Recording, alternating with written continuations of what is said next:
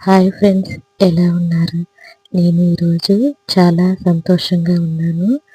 అందుకు కారణం మీరే. నా ఛానల్కి 150 మంది సబ్స్క్రైబర్స్ అయ్యారు. ఈ ఆనందం మీతో పంచుకోవాలని అనుకున్నాను. అందుకే వీడియో తీస్తున్నాను. నా ఛానల్కి 150 మంది అవుతారని నేను కల్లో కూడా అనుకోలేదు. ఎందుకంటే యూట్యూబ్ స్టార్ట్ చేసి 4 నెలలు అవుతుంది. ఈ 4 నెలల్లోనే నాకు 150 మంది సబ్స్క్రైబర్స్ అయ్యారు.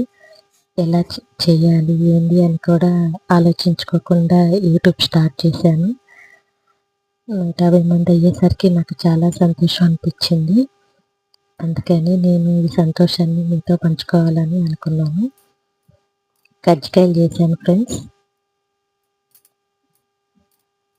కజ్జికాయలు ఎలా చేయాలి ఏంటి అని వీడియోలో నేను చూపిస్తాను. ముందుగా మైదా పిండి తీసుకొని కొంచెం ఉప్పు వేసుకొని కొన్ని నీళ్ళు పోసుకొని మన పూరి పిండిలాగా చేసి పెట్టుకోవాలి.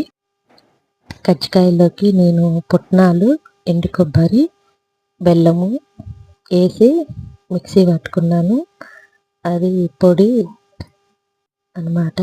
ఇప్పుడు పూరి పిండిలాగా చేసుకున్న తర్వాత చిన్న చిన్న బాల్స్ చేసుకుని మన పూరిలాగా ఒత్తుకోవాలి. తర్వాత మన కజ్జికాయలు ఉంటుంది కదా, కజ్జికాయలు చేసుకునే దాంట్లో ఈ పూరి పెట్టుకుని మనం ఏదైతే పుట్నాల పొడి చేసుకున్నామో అది అందులో పెట్టుకోవాలి. పెట్టుకున్న తర్వాత కజ్జికాయలు చేసే దాంట్లో ఈ పూరి పెట్టుకొని తర్వాత కొబ్బరి పొడి, పుట్నాల పొడి వేసుకున్నాం కదా, అది కూడా అందులో పెట్టుకోవాలి. ఇంకంతే, కజ్జికాయలు దాంట్లో పెట్టేసుకుంటే కజ్జికాయ రెడీ. ఇక వేడి వేడి నూనెలో గోలించుకోవాలి.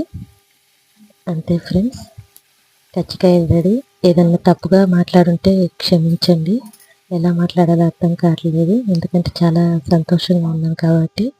ఓకే ఫ్రెండ్స్, నా వీడియోలన్నీ ఇలాగే లైక్ చేయాలని మనస్ఫూర్తిగా కోరుకుంటున్నాను.